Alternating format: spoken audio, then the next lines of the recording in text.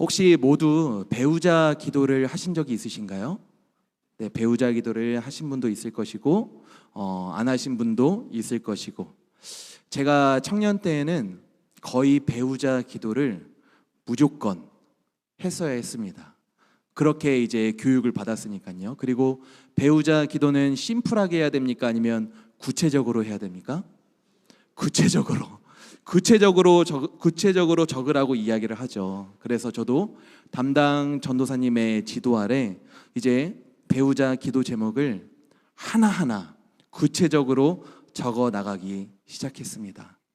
일단 처음에는 양심적으로 이제 하나님을 믿는 주의 사람, 하나님의 말씀대로 살아가는 사람, 뭐 이렇게 신앙적인 거 양심에 맞게 잘 적어주고, 그 다음에는 뭐 많이 적으라고 하니까요. 이왕이면 주님 좀 예쁜 사람이었으면 좋겠고, 주님 이왕이면 좀 집안도 좀 괜찮았으면 좋겠고, 하나님 이왕이면 좀 학력도 높았으면 좋겠고, 하나님 좀 이왕이면 직업도 제가 가난하게 살아도 아내의 힘을 힘입어 부하게 살아갈 수 있는 그런 사람을 좀 만나게 했으면 좋겠다고 이렇게 기도 제목을 적다 보니까요, 무려 15개가 넘어가더라고요. 15개.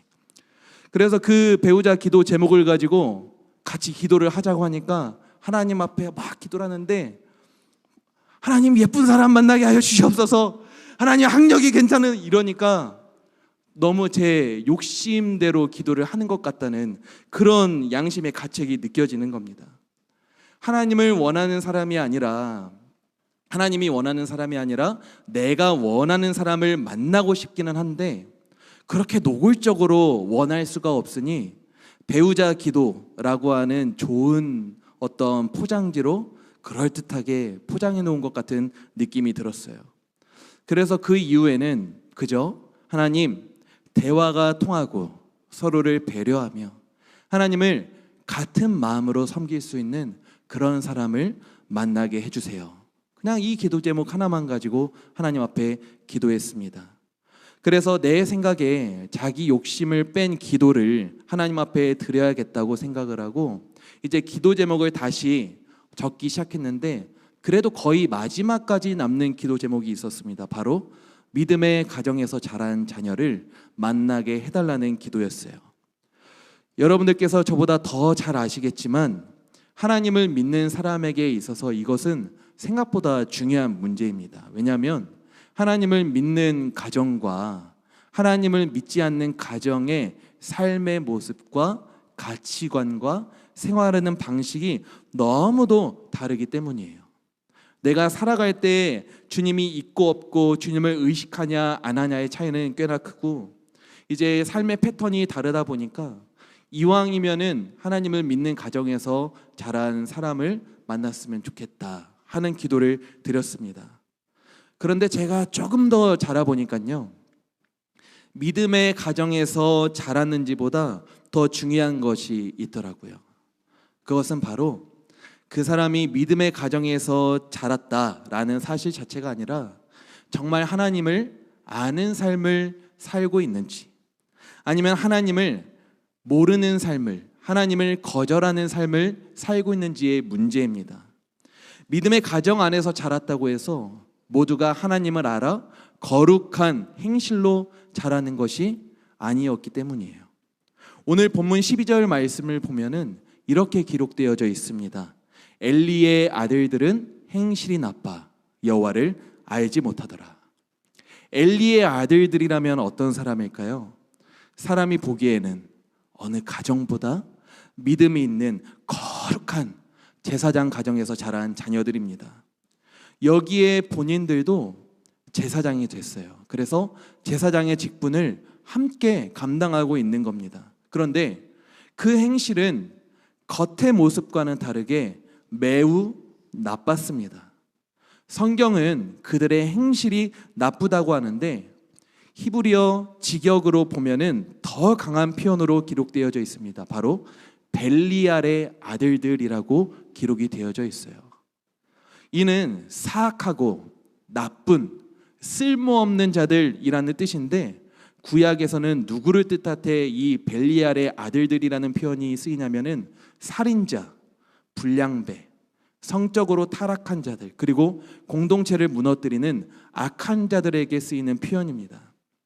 그러니까 좀 나쁘다 수준이 아니라 하나님이 보시기에는 이거는 도저히 넘어갈 수 없는 수준의 악이라는 거예요.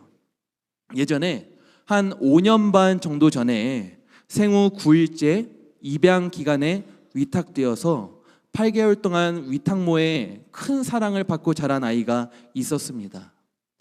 그리고 그 아이는 밝고 건강하게 자라던 와중에 결혼한 지 얼마 안 된 목회자 집안에 좋은 직업을 가진 부모에게 입양이 되었습니다.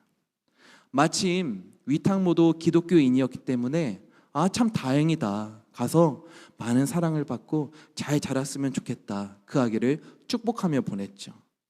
그런데 그 아기는 입양이 된 이후에 8개월 동안 갖은 폭행과 학대를 당한 후에 결국 생을 마감하게 됩니다. 그때 당시 16개월 된 그 아기의 밝게 웃는 미소와 지금 아픔을 가진 그 모습들이 서로 비교되고 오버랩되어서 그 아기가 온몸에 멍이 들고 그리고 우울해진 그 표정은 온 국민들에게 큰 충격을 주었었죠. 왜냐하면 이것은 도저히 사람이 할 수 있는 일이 아니라는 생각이 들었었기 때문입니다. 말씀드렸다시피 그 당시 그 어린 아기를 입양했던 양부와 양모는 모두 목회자의 자녀였습니다. EBS의 어느 특별한 가족에는 아기를 입양한 천사 가족으로 소개가 되기도 했었어요. 그 가족들이. 당연합니다. 겉으로 보기에는 너무 아름다워 보이고 너무 예쁘고 소중해 보이고 아기를 사랑하는 가족처럼 보였었기 때문이에요. 하지만 그 속사람은 하나님이 보시기에 그리고 사람들이 보기에도 너무나도 악한 벨리알의 아들들과 다름이 없었습니다. 그리고 성경은 그 이유를 1절에서 이렇게 말씀합니다. 엘리의 아들들은 행실이 나빠 여호와를 알지 못하더라. 우리말로 보면은 행실이 나쁘기 때문에 여호와를 알지 못했다라는 식으로 읽혀지지만 히브리어는 문법적으로 중요한 원인을 뒤에 배치하여 강조하는 경우가 있습니다. 즉 이를 히브리어의 문법에 맞게 읽으면은 엘리의 아들들은 행실이 나빴고 그것은 하나님을 알지 못함에 있었다라는 의미가 되는 것이죠. 여기에서 알다라고 하는 것은 지식적인 알미 아니라 히브리어 야다라고 하는 것은 관계의 암 그리고 경험의 알을 뜻합니다. 즉 이들은 어려서부터 하나님의 이야기를 많이 들었겠죠. 하나님을 아는 지식은 누구보다도 크고 많았을지 모릅니다. 하지만 하나님을 아는 지식이 그 사람이 정말 하나님을 안다는 뜻이 되는 것은 아니라는 거예요. 목회자 집안에 태어났다고 해서 하나님을 아는 것이 아니고 제사장의 옷을 입었다고 해서 하나님을 아는 게 아닙니다. 하나님을 의식하며 하나님을 경험하지 못하고 하나님과 관계를 누리며 살아가고 있지 못하다면은 겉으로는 그럴듯한 크리스찬일지라도 성경은 하나님을 알지 못한다고 이야기하고 있는 거예요. 사랑하는 성도님들, 하나님을 알지 못하면은요 예배가 욕심의 수단이 됩니다. 도대체 어느 정도였기 때문에 성경이 이렇게 신랄하게 엘리의 아들들을 비판하고 있을까요? 13절부터 그들의 예배 모습을 하나님께서는 우리에게 구체적으로 말씀해 주고 계십니다. 13절을 보면은요 홈리와 비느하스는 제사장으로서 백성에게 행하는 관습이 있었습니다. 한두 번이 아니라 반복된 습관, 반복된 관습처럼 그들의 삶의 방식이 되었다는 거예요. 그 당시에는 번제를 제외한 다른 제사를 하나님께 드릴 때는 이 가지고 온 동물들을 예배를 마친 후에 하나님 앞에 드리는 부분, 그리고 예배를 집례한 제사장에게 드리는 부분, 그리고 예배자가 이웃들과 함께 나누어 먹을 수 있는 부분이 다 정해져 있었습니다. 그래서 번제는 새를 예물로 드릴 수 있었어요. 왜냐하면 번제는 100%다 태워버려야 되니까요. 하지만 번제를 제외한 다른 제사는 새를 예물로 드릴 수가 없었습니다. 왜냐하면 새는 나누어 먹기에는 양이 너무 적었었기 때문입니다. 그래서 다른 제사는 소나 양이나 염소 같은 비교적 큰 짐승을 가지고 왔어요. 그래야 온 공동체가 나누어 먹을 수 있었기 때문입니다. 피와 기름은 하나님 앞에 드렸고요. 가지고 온 짐승의 가슴과 우편 뒷다리 또는 넓적다리와 두 볼, 위장은 제사장에게 드렸습니다. 그리고 제사장은 예배자가 할당된 부분을 주면은 기름은 태워서 하나님께 드리고, 그리고 자기에게 할당된 부분도 하나님 앞에 거제로 이렇게 흔들어서 드리고, 그 다음 자기들의 양식과 소득으로 삼았습니다. 그렇게 모든 예배를 마친 후에 이제는 예배자들이 남은 고기를 먹기 위해서 이제 큰 솥에 고기를 삶아야 되지 않겠습니까? 그래서 큰 솥에 고기를 삶고 있는데 오늘 본문을 보면 어떤 일이 생기냐면요, 엘리의 아들들이 사환, 그러니까 하인들을 보내서 그 고기들을 3살 갈고리, 그러니까 커다란 포크 같은 것들로 막 찍어서 걸리는 대로 가져가기 시작하는 것입니다. 14절 말씀을 보면은 냄비, 솥, 큰 솥, 가마를 다 나열하는 이유가 있습니다. 이거를 이런 식으로 읽으면 되세요. 그것으로 냄비나 솥에나 큰 솥에나 가마에나 다 찔러 넣어서 갈고리로 걸리는 대로 다 가져갔더라. 이렇게 읽으시면 되시는 거예요. 이거는 문학적인 강조입니다. 어떤 그릇이든지 간에, 뭐가 걸리든지 간에, 어떤 상황이든지 간에, 어떤 예배자이든지 간에 가리지 않고 상습적으로, 그리고 매사에 다 빼앗았다는 거예요. 이는 실수가 아니라 삶에 배어버린 죄였습니다. 그야말로 제사장의 지위를 이용해서 예배자들의 권위와 식량을 강탈해가는 것이었고, 하나님 앞에서 올려드리는 그 예배를 자신의 정욕을 채워버리는 그런 도구로 바꾼 것입니다. 15절 말씀을 보면은 그 하는 행동이 더욱더 도가 지나쳐 가는데요. 15절 말씀을 보면은 기름을 태우기 전에도 제사장의 사환이 와서 제사 드리는 사람에게 이르기를 제사장에게 구워드릴 고기를 내라. 그가 내게 삶은 고기를 원하지 아니하고 날 것을 원하신다 라고 기록이 되어져 있습니다. 오늘 홈리와 비느하스가 탐한 그 제사는 크게 3가지 순서로 이루어집니다. 첫 번째는 이제 예배자가 자신이 가지고 온 이 짐승의 머리에 나의 죄를 전가하는 그런 안수를 하고, 그 짐승을 잡으면은 제사장들은 그 짐승의 피를 받아다가 이제 제단 사방에 뿌리는 거예요. 그리고 두 번째로는 예배자가 이 제물의 기름과 콩팥을 떼어낸 다음에 제사장에게 그것을 주면은 제사장이 그것들을 제단에서 잘 태워서 향기로운 냄새를 하나님 앞에 올려드리는 겁니다. 여기에서 기름은 가장 좋은 것이라는 의미가 있어요. 세 번째로는 기름과 함께 준 제사장 몫의 고기를 하나님 앞에 거제로 올려드리고 남은 것들을 예배자가 가족과 이웃, 연약한 사람들과 함께 나눠 먹는 거예요. 그런데 지금 엘리의 아들들이 언제부터 찾아와서 말했냐면은 기름을 태우기 전부터 그 전부터 찾아와서 제사장에게 구워드릴 고기를 가지고 와라. 삶은 거 말고 구워 먹는 것 좀 원하신다 라고 말하고 있는 겁니다. 이거는 여러분들 예배의 질서를 무너뜨린 겁니다. 하나님 앞에 먼저 드릴 것을 생각하기도 전에 자기 욕심을 먼저 채우려고 하는 것이고, 예배 드리기 전부터 고기 구워 먹을 생각밖에 안 하고 있는 거예요. 그러니까 거기에 예배자에게 맨날 찾아가서 먹던 고기는 질렸으니까 다른 부위의 몫을, 그리고 더 많은 양을 달라고 협박하는 겁니다. 이거는 마치 어떤 모습과 같냐면요, 예를 들어서 우리 성도님들께서 예배를 드리기 위해서 어떤 교회를 찾아갔는데 이제 봉헌 시간이 되니까 어떤 교역자들이 막 우르르 찾아와서 여러분들이 드린 이 헌금은 저희가 소고기 구워 먹는데 잘 사용하겠습니다 하는 거랑 똑같은 거예요. 그런데 다시 또 와가지고 말하기를 여러분들이 드린 이 헌금을 보니까 이거는 삼겹살밖에 못 구워 먹겠습니다.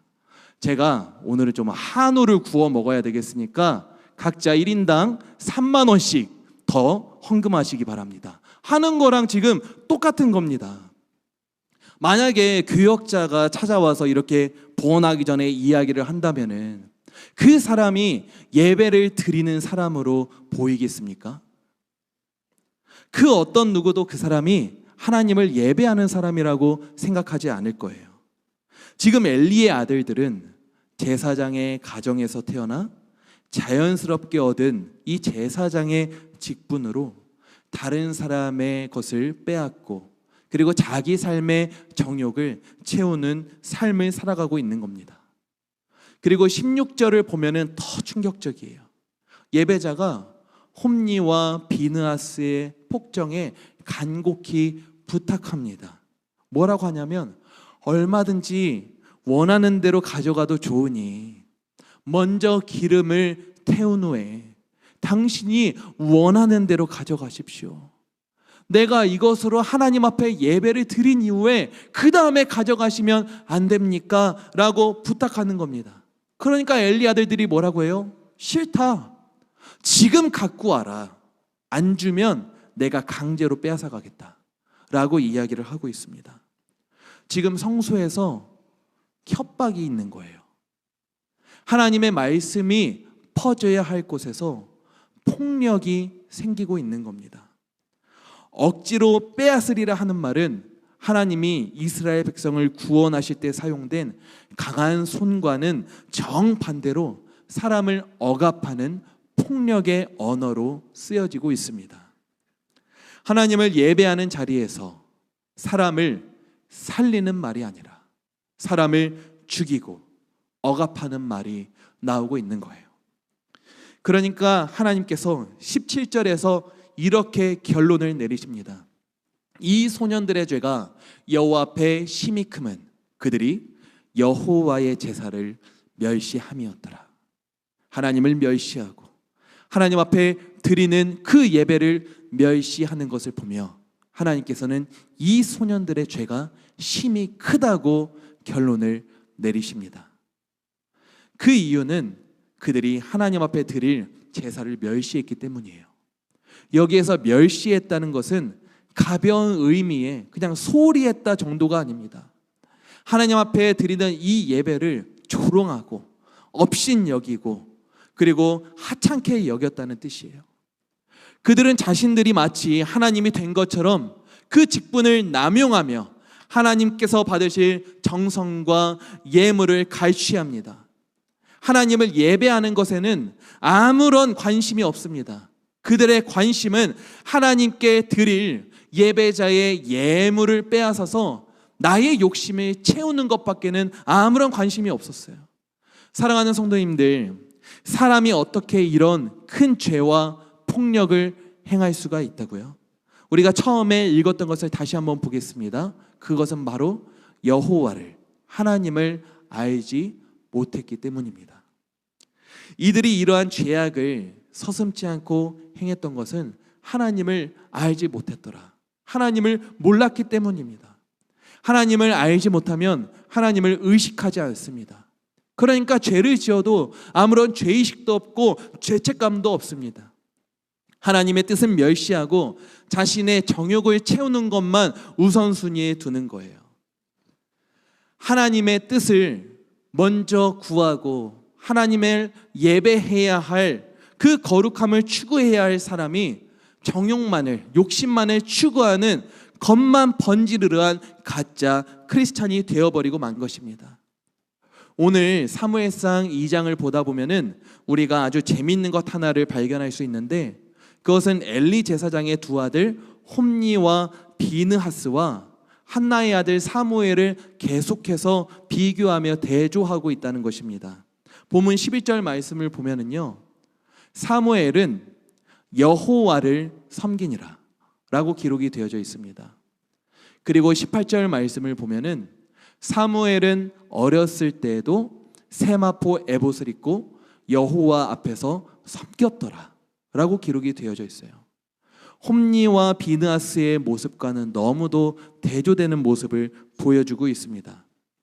성경이 이 장면을 교차해서 우리에게 보여주는 이유가 있어요.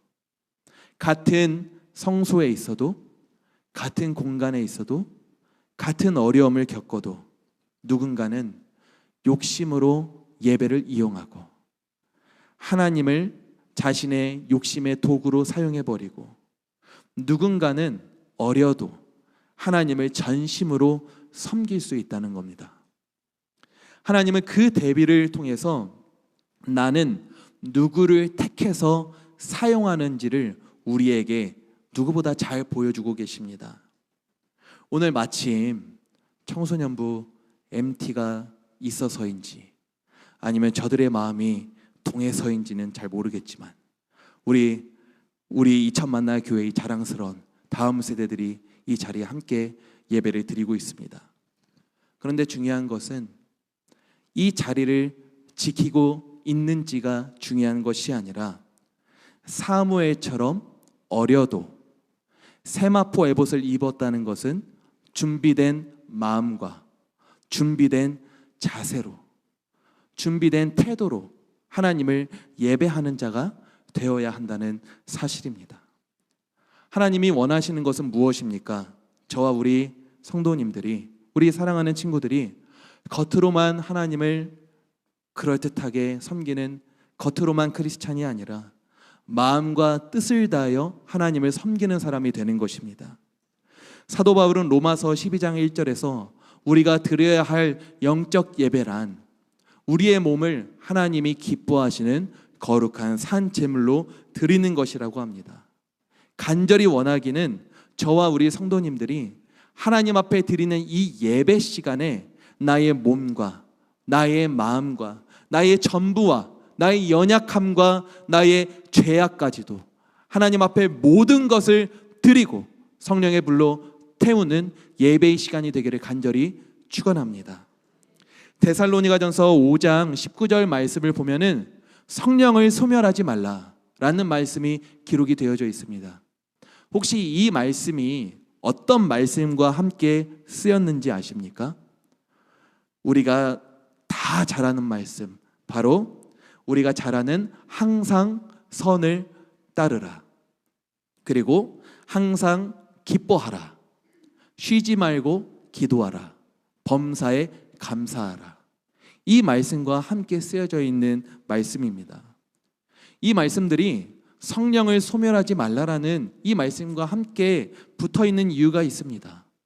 항상 선을 따르고 항상 기뻐하고 쉬지 말고 기도하고 범사에 감사하라는 것은 우리의 삶 가운데 주님을 기억하라는 것이거든요. 신앙은 우리의 삶이 되어야 한다는 것입니다. 하나님을 의식하며 살아가는 우리의 삶의 리듬이 무너지게 되면은 우리를 향한 성령님의 역사가 점점 희미해져 간다는 거예요. 우리가 날마다 주님을 생각하지 않고 예배를 드리고 복음을 들어도 아무런 반응이 없다면 어떻게 성령 하나님께서 우리에게 역사하실 수가 있겠습니까? 하나님의 말씀과 내 생각을 따로 분리해서 생각하고 언제부턴가는 그래도 말씀대로 살아가야 하겠다는 이런 회개의 마음까지 무너지게 된다면 우리 안에 계신 성령님은 점점 없는 것처럼 소멸해져 간다는 것입니다. 우리 안에 성령 하나님이 계실 자리가 하나도 남지 않는다는 거예요. 성령님이 나에게 아무리 온전한 마음과 생각의 역사를 허락하여 주셔도 그것이 마치 의미 없는 돌멩이처럼 우리가 바닥에 휙 버리고 말아버리니 주님이 우리에게 역사하고 싶어도 어떤 영향력을 주고 싶어도 그렇게 하실 수가 없는 겁니다. 사랑하는 성도님들, 때때로 우리가 드리는 이 예배와 말씀이 의미 없는 것처럼 느껴질 때가 있습니다. 하지만 그렇지 않습니다. 우리가 매일 먹고 매일 씻으며 살아가는 것처럼 우리는 날마다 예배에 성공해야 되고요, 말씀을 들어야 되고 그리고 그 말씀대로 살아가려고 하는 그 훈련이 꾸준히 이루어져야 우리가 성령 충만한 삶을 살아갈 수 있는 줄 믿습니다. 우리가 주일날, 금양로, 수요 제자 학교, 새벽 예배, 우리가 함께 드리는 이 예배를 잘 드렸으면 좋겠습니다. 같이 말씀도 읽고 자신도 많이 돌아보셨으면 좋겠습니다. 왜냐하면 요한복음 1장 1절 태초에 말씀이 계시니라, 이 말씀이 하나님과 함께 계셨으니 이 말씀은 곧 하나님이시라. 우리가 말씀으로 나 자신을 돌아보고 말씀을 통해서 하나님의 마음을 알아가고, 그리고 이 말씀을 통해서 나 자신이 결단하는 시간을 가져야 그 말씀이신 하나님이 내 안에 역사하셔서 우리에게 하나님의 마음대로, 하나님의 뜻대로 살아갈 수 있는 힘과 능력을 부어주실 수 있기 때문입니다. 모든 예배에 다 참석을 하라는 것이 아니라 하나님의 말씀을 듣고 행하기를 우리가 가장 가치 있는 것으로 함께 결단하고 그렇게 살아가 보자는 의미입니다. 부디 저도, 우리 성도님들도, 우리 사랑하는 청소년들도 겉으로만 하나님을 아는 그런 홈리와 비느하스처럼 겉으로 크리스찬이 아니라 하나님을 진실로 만나고 날마다 관계를 누리고, 하나님 앞에서 뭔가 잘못된 말과 행동을 하면 때때로 마음도 무거워지고, 우리가 선을 행하며 살아가면 하나님 앞에 드릴 영광에 마음이 막 벅차오르고 기쁨도 생기는 그러한 삶을 살아가기를 간절히 축복합니다. 우리가 모두 교회 생활 말고 신앙생활 해나갈 수 있기를 이 시간 함께 결단하셨으면 좋겠습니다.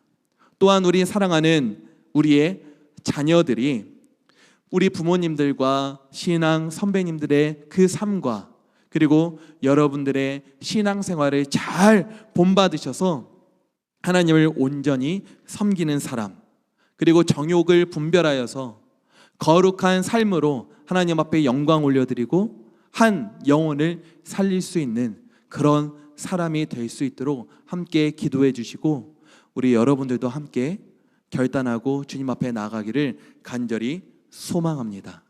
이 시간 우리 함께 찬양을 했으면 좋겠는데요, 이 시간 주만 의지에 찬양하시면서 하나님, 우리가 다른 것들을 의지하지 않고 하나님만을 의지하게 하여 주옵소서. 우리가 살아가다 보면 다른 것을 의지하고 싶어질 때가 얼마나 많이 있습니까? 때때로는 돈을 의지하고 싶기도 하고, 때때로는 사람을 의지하고 싶기도 하고요, 때때로는 내 생각과 판단을 의지하고 싶을 때도 있고, 때때로는 이 세상의 성공과 물질을 더 의지하고 싶을 때도 있습니다. 하지만 그것들보다는 결국에는 하나님이 가장 크심을 우리가 잘 알고 있기에 주만 의지하며 살아갈 수 있는 그 마음으로 결단하며 함께 찬양하시를 간절히 소망합니다.